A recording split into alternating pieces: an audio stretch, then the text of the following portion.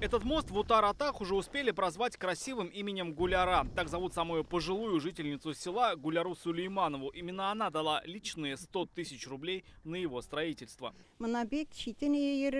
Очень было неудобно ходить здесь раньше. Место было постоянно в воде. Старый мост всегда топило. А теперь все очень хорошо. Спасибо, Гуляри-апа.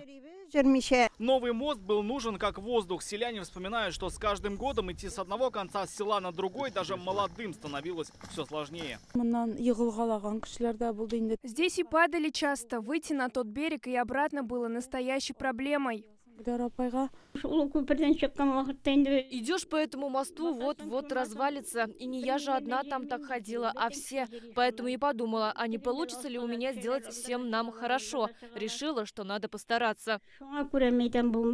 Гуляре Сулеймановой 87 лет. 45 из них живет в Утар-Атах. У нее нет обеспеченных детей, да и сама получает обычную пенсию сельского труженика. Но даже с нее она во что бы то ни стало решила начать откладывать. Говорит, где-то экономила, где-то не доедала, но к лету прошлого года набрала нужную сумму. Передала главе сельского поселения, и за полдня на месте гнилого деревянного мостика появился новый железный. Через этот мост у нас ходят люди в магазин, соседи друг с другом общаются. Очень важный вот этот мост. Спасибо большое, Гуляра-апа.